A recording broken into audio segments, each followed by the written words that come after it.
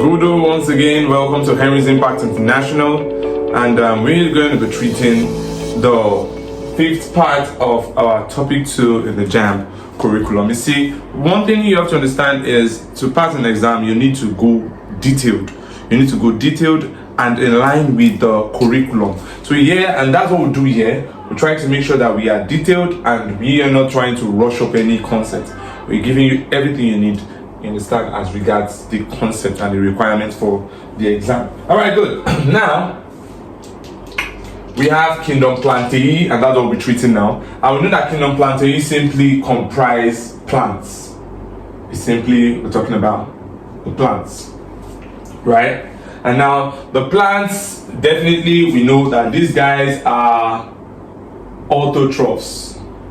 Autotrophs. And when we say they are autotrophs, it means they have the ability to synthesize their own food. So that's as a result of the presence of what we call pigments. So they have pigments. Are you there now? These pigments enable them to synthesize food themselves. Synthesize food themselves. So some of those pigments are chlorophyll. You understand? We have other pigments that might control other colors in the plant, especially in lower plants, like your xanthophyll, your carotenoid. We'll talk about all those things. You understand? All right, good. So we know that plants do not take part in tactic movements. They do not exhibit. They do not exhibit tactic movements. What do I mean? They can't move all parts of their body away from a position. So they only move different parts like their leaves and that in response to stimulus. Good. Now, the Kingdom Plantae can largely be divided into two. And what are those two? We have the lower plants and the higher plants. And that's what we call cryptograms. The cryptograms and the phanerograms.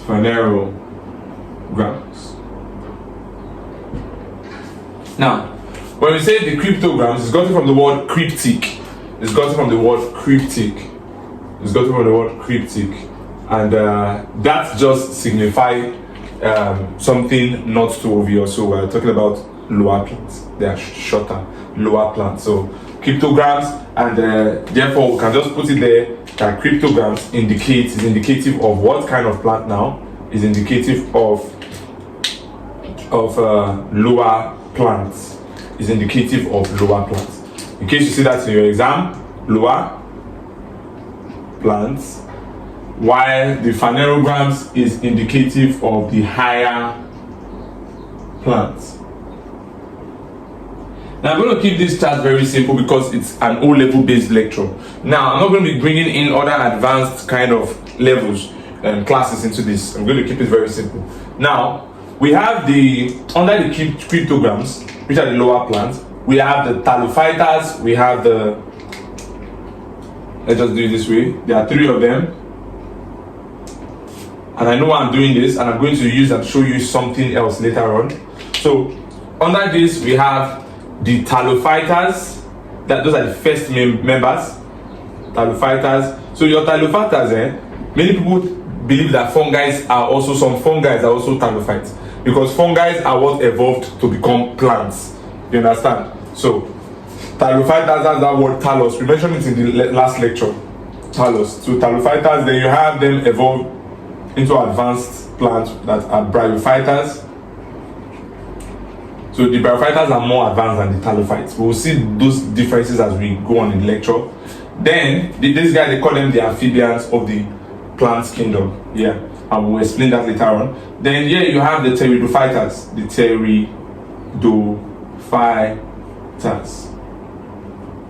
Now, in order not to make things complex and start bringing in all those glycophytes and all those stuff in advanced lectures, we're just going to identify only one major member here. And that one major member we identify in other phanerograms is the spermatophyta. This first lecture, I just need you to get conversant with the names that we are bringing in. So we have the Talophyta, Bryophyta, and Pteridophytas. All are members of cryptogams. Then we now have the Spermatophytas, which is a member of the phanerogams. From the word spermato, you can see that this is where seed production, because sperm, seed production, that's where it starts. You understand? So we start identifying or recognizing the presence of seed plants from these phanerogams. All right, good. So we'll be drafting out lectures on all this. Are you getting that now? We'll be looking deep into all of this. This spermatophyta here, we'll further discuss them on 2 categories here. And what are those 2 categories that we'll be appreciating? We are going to be discussing them as gymnosperms and angiosperms. We have the gymnosperms, which is where you have your cycad, where you have your conifers, which are your pinophytas, and then you now have angiosperms. Angiosperms. Yes. So we'll discuss each of them. Either now we'll see the differences. They are both spermatophytes, meaning they have seeds. It's just about how the seeds present themselves. That's what makes the major difference. This guy is naked seed, and this one is enclosed seed. All right, we'll expatiate on that later on. Good. And under the angiosperms, we'll just identify 2 members, and those are monocots and dicots. So here we have it. Now, I need you to understand something. This is one way to classify the plants. Another way you can classify the plants, you can classify them talking about those that are vascular and those that are not vascular. So I'll just use this green marker here to show you a demarcation. From here like this, all these members here, that's talophyte and bryophyte, they constitute the non-vascular. They are non-vascular, that means they don't have xylem and phloem. They are non-vascular, they lack a vascular cambium and all. But from pteridophytas here to this other side, that's pteridophytas and spermatophytas form a member that we call tracheophytas. Tracheophytas, which simply implies that they are vascular plants. It's that simple. When we say vascular plants, that means they have vessels. Either now they have xylem, and phloem. They have xylem and phloem. And we know that these are conducting vessels in the plant to move materials from one location to another location within the plant. We'll explain that as the lecture goes on. So that's that for this introductory part of Plantae. In the next lecture now, which is going to be part 6, we're going to be discussing Kingdom Plantae, but emphasizing on Talophytas. So do well, if you've not subscribed, to subscribe to our channel, and also click on the notification bell below so that when we drop content like this, you will be notified.